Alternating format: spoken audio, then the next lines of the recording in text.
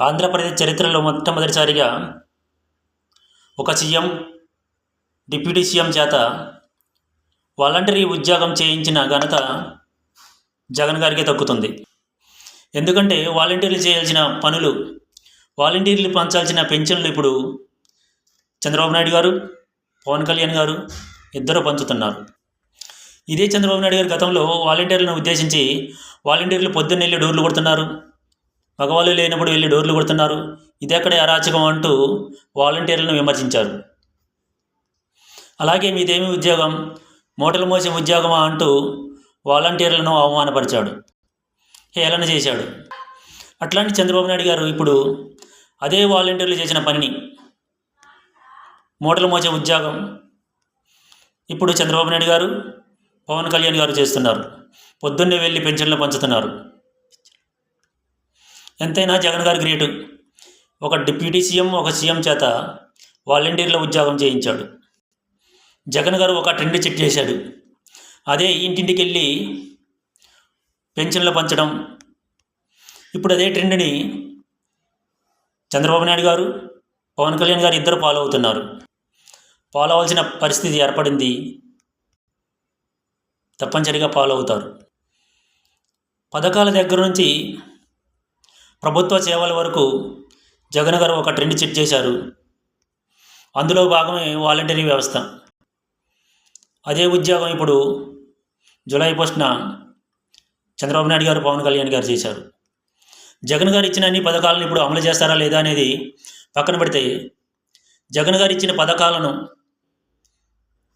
కుదించి కానీ, లేకపోతే పెన్షనర్లను తగ్గించి కానీ అదే పథకాలను అమలు చేయాల్సిన పరిస్థితి కూటమి ప్రభుత్వానికి ఏర్పడింది. గతంలో 2004లో వైఎస్ రాజశేఖర రెడ్డి గారు ఒక ట్రెండ్ చేశారు. అదేంటంటే ఆరోగ్యశ్రీ, రైతులకు ఉచిత కరెంటు, ఫీజు రీఎంబర్స్మెంట్. ఈ పథకాలను తరువాత ప్రభుత్వాలు కూడా అమలు చేయాల్సిన పరిస్థితి ఏర్పడింది. తప్పనిసరిగా అమలు చేయాలి, చేస్తున్నారు. గతంలో 14 సంవత్సరాలు ముఖ్యమంత్రిగా చేసిన చంద్రబాబు నాయుడు గారు, ఆయన 14 సంవత్సరాలు ముఖ్యమంత్రిగా చేసిన చెప్పుకోవడానికి ఒక్క పథకం కూడా లేదు. ఆయన ఇచ్చిన పథకాలు ఏవి తర్వాత వచ్చిన ప్రభుత్వాలు అమలు చేయలేదు. 2014లో చంద్రబాబు నాయుడు గారు వైఎస్ఆర్ గారు ఇచ్చిన పథకాల పేర్లు మార్చి అమలు చేశారు. 2024లో జగన్ గారు ఇచ్చిన పథకాల పేర్లు మార్చి అమలు చేస్తున్నారు. కూటమి ప్రభుత్వం వైఎస్ఆర్ గారి పథకాలను, కాంగ్రెస్ పథకాలను, జగన్మోహన్ రెడ్డి గారి పథకాలను కాపీ కొట్టి పేర్లు మార్చి అమలు చేయడానికి సిద్ధపడుతున్నారు. ఎంతవరకు అమలు చేస్తారనేది చూడాల్సి ఉంది. మొత్తం పథకాలు కాకపోయినా కొన్ని పథకాలనైనా అమలు చేయాల్సిన పరిస్థితి ఏర్పడింది ప్రభుత్వానికి. 14 సంవత్సరాలు ముఖ్యమంత్రిగా చేసిన చంద్రబాబు నాయుడు గారు, వైఎస్ఆర్ గారు అమలు చేసిన పథకాలను, జగన్మోహన్ రెడ్డి గారు అమలు చేసిన పథకాలను ఫాలో అవుతున్నారు తప్ప, ఆయన అమలు చేసిన పథకాలు ఒకటి లేవు. ఆయన అమలు చేసిన పథకాలు ఎవరు అమలు చేయలేదు తర్వాత వచ్చిన ప్రభుత్వాలు. అంటే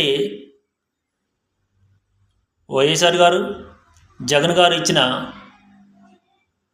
తెచ్చిన పథకాలను ఇప్పుడు అమలు చేస్తున్నారు పేర్లు మార్చి.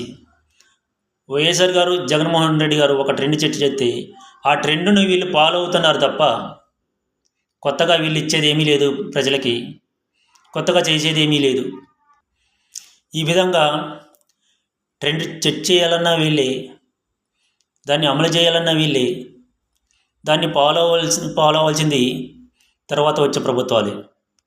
ఫాలో అవ్వాలి, అమలు చేయాలి తప్పని పరిస్థితులు.